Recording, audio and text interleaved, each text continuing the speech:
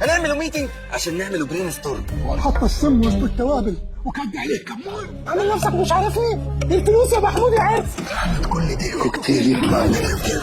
مفاجأة الموسم، عودة مسلسل الكبير قوي الجزء التاسع في رمضان 2026 رسميا. فيا اهلا بكم في فيديو جديد هنا على القناة. في حلقتنا النهاردة ان شاء الله جاي ومعايا كل التفاصيل الرسمية اللي بتخص الجزء التاسع من مسلسل الكبير قوي اللي هيكون مشارك معانا رسميا في رمضان 26، وهتطلع من حلقتنا النهاردة ان شاء الله عارف كل حاجة بتخص الجزء التاسع من المسلسل. فكل اللي طالبه منك يا صديقي انك تتابع معايا الفيديو للنهاية، وتنزل تدعم الفيديو بلايك وتشترك في القناه وتفعل زرار التنبيهات علشان يوصل لك كل جديد. وكمان عاوزك تصلي على النبي. وطبعا مع اقترابنا لرمضان 2026 وخلاص فاضل ايام قليله جدا ويهل علينا الشهر الكريم، وفي اخبار تداولت كتير جدا في الفتره الاخيره حوالين الجزء التاسع من مسلسل الكبير، وطلع كلام كتير جدا واتقال ان المسلسل موجود معانا في رمضان 26. وهل فعلا في جزء تاسع ولا لا؟ ان في جزء تاسع من مسلسل الكبير، وكمان بنفس فريق العمل اللي كان مشارك في الجزء الثامن والجزء السابع والجزء السادس من المسلسل، اللي هم اخر 3 اجزاء واللي كان فيهم تغيير جذري عن الاجزاء الخمسه الاولانيين. وفريق العمل اللي بكلمك عنه وهو الابطال الاساسيين اللي شاركوا في ال3 اجزاء دولت، واللي طبعا على راسهم الفنان احمد مكي بشخصيه الكبير، وكمان الفنان محمد سلام بشخصيه هجرس، والفنان بيومي فؤاد بشخصيه دكتور ربيع، والفنانه رحمه احمد بشخصيه مربوحه، والفنان حسين ابو حجاج بشخصيه اشرف، والفنان حاتم صلاح بشخصيه نفادي، والفنان عبد الرحمن حسن بشخصيه طبازه، والفنان محمد جمال بشخصيه سالم، والفنان مصطفى غريب بشخصيه العتره، والطفل عبد الرحمن طه بشخصيه جوني ابن الكبير. وهم دول طبعا الابطال الاساسيين وفريق عمل المسلسل الاساسيين اللي هيكونوا برضو موجودين في الجزء التاسع من المسلسل. وهيكون في ضيوف شرف كتير جدا هيكونوا موجودين داخل الاحداث، بس لسه ما تمش الاعلان عنهم. هتقول لي طب فريق العمل دوت هيكون مشارك في الجزء التاسع اللي هيكون معانا في رمضان 26؟ احب اقول لك ان في رمضان 26 بنسبه 100% مفيش جزء تاسع من المسلسل، وده بسبب ان خلاص فاضل ايام قليله جدا على رمضان، وكمان ما تمش بدايه تصوير المسلسل. هتقول لي طب ايه الاخبار المتداوله اللي بتخص الجزء التاسع ومشاركته في رمضان 26؟ هقول لك حرفيا ان في تحضيرات بداها فريق عمل المسلسل لتقديم جزء تاسع من الكبير. التحضيرات ديت بدات خلال الايام اللي فاتت، وتم التشاور ما بين فريق عمل المسلسل حوالين تقديم الجزء التاسع في رمضان 26، ولكن علشان التجهيزات اتاخر وكمان التحضيرات جت في وقت متاخر جدا، قرروا ان هم يكتفوا بس بكتابه الجزء التاسع من المسلسل، وكمان التعاقد مع ضيوف الشرف وكمان الابطال الاساسيين اللي قلت لك عليهم. وبالفعل بيتم حاليا كتابه الجزء التاسع من مسلسل الكبير، وكمان تم التعاقد مع الابطال اللي قلت لك عليهم واللي هم الابطال الاساسيين، وبيتم حاليا التعاقد مع ضيوف الشرف اللي هيظهروا في الجزء التاسع من المسلسل. والمسلسل ان شاء الله التحضيرات اللي بتتحضر له ديت علشان يتقدم بشكل رسمي في رمضان 2027. وخلي بالك علشان هتسمع كلام بيقول ان النجم احمد مكي اعلن ان مفيش جزء تاسع من المسلسل، وان الجزء الثامن من المسلسل كان اخر جزء. احب اقول لك لا، النجم احمد مكي لما اعلن ان الجزء الثامن من المسلسل اخر جزء كان قصده ان مفيش جزء تاسع في موسم رمضان اللي بعده اللي كان هو رمضان 2025، وبسبب ضيق الوقت كان هيتقدم المسلسل في رمضان 2026 ولكن اتاجل. طيب انا معايا بقى في اخر جزء في حلقتنا النهارده القصه الرسميه للمسلسل، والقصه ديت من التحضيرات الرسميه واللي بيكتبها مؤلف المسلسل حاليا واللي قدرنا من مصادرنا اننا نجيبها. القصه طبعا هتدور حول الدراما الكوميديه حوالين شخصيه الكبير وجوني وحزلقوم اللي بيجسد شخصيتهم الفنان احمد مكي، واللي بيكون ما بينهم صراعات قويه جدا داخل احداث المسلسل، وبيكون كل واحد فيهم ليه حياته وليه المواقف الخاصه بيه. يعني عندك مثلا الكبير بيكون عنده صراعات قويه داخل الدوار بتاعه اللي هو بيته في المزاريطه. الصراعات ديت بتكون مع ولاده وكمان مراته مربوحه، واللي بيكون ما بينهم مواقف جميله جدا وكوميديه بتخلينا نضحك بشكل هستيري. وفي الجزء التاسع من المسلسل الصراعات ديت هتكبر اكبر واكبر علشان توصل لاقصى درجه من الكوميديا. عندك بقى حزلقوم بشخصيته الجميله برضه هيكون ليه مواقف وقصص جميله في الجزء التاسع من المسلسل، وكمان حزلقوم وهجرس ليهم مشاهد قويه جدا في الجزء التاسع من المسلسل هتكون كوميديه بشكل كبير، وهما دولت الثنائي المفضل ليا الصراحه طول سلسله الكبير بالكامل. المسلسل بقى هيكون عباره عن حلقات متصله منفصله، كل حلقتين بيكونوا فيهم ضيوف شرف مختلفين عن الحلقتين اللي وراهم، وهيكون المسلسل مكون من 30 حلقة مليء بالحكايات والمواقف الكوميدية اللي هنشوفها ان شاء الله في موسم رمضان 2027. وبخصوص عودة هدية للجزء التاسع من المسلسل، واللي هي طبعا الفنانة دنيا سمير غانم، واللي في الفترة الأخيرة برضو اتقال ان هي موجودة في الجزء التاسع من المسلسل. بحب اقول لك ان للأسف هدية مش موجودة في الجزء التاسع من المسلسل زي اخر 3 اجزاء منه واللي ما كانتش موجودة فيه، والسبب طبعا ان هي هتستمر في الغياب في الجزء التاسع، وده لان الفنانة دنيا سمير غانم مش حابة التصوير في قرية المزاريطة بسبب ان هي فيها ناموس كتير جدا، وده اللي قالته وصرحته قبل كده عن سبب عدم مشاركتها في ال3 اجزاء اللي فاتوا، وكمان عدم مشاركتها في الجزء التاسع منه. بس في معلومة عندي بتقول ان شركة انتاج المسلسل تواصلت مع الفنانة دنيا سمير غانم علشان تقنعها للمشاركة في الجزء التاسع من المسلسل، علشان كمان يرجعوا الشعبية الجامدة جدا اللي كان عليها المسلسل في اول 5 اجزاء، واللي افتقد شعبية كبيرة جدا في الجزء السادس والسابع والثامن. وفي تقبل نوعا ما من الفنانة دنيا سمير غانم عن ان هي تتراجع وترجع وتشارك في الجزء التاسع من المسلسل. في احتمالية كبيرة جدا وفي عندنا وقت ممكن فيه نلاقي ان دنيا سمير غانم قدرت تقنعها شركة انتاج المسلسل شركة سينرجي علشان ترجع وتشارك في الجزء التاسع من المسلسل. المسلسل بقى ان شاء الله هيكون مكون من 30 حلقة، وهيكون قناة عرضه هي قناة اون، وهيكون من اخراج احمد الجندي وتأليف احمد مكي واحمد الجندي، وكل التفاصيل دي طبعا هيكون عليها المسلسل في رمضان 27. وبس دي بتكون كل حاجة بتخص الجزء التاسع من مسلسل رمضان كريم وحقيقة عودته في رمضان 26. وبكده اكون وصلت لنهاية فيديو النهارده. كان معاكم محمد يسري، اشوفكم في حلقة جديدة، يلا سلام.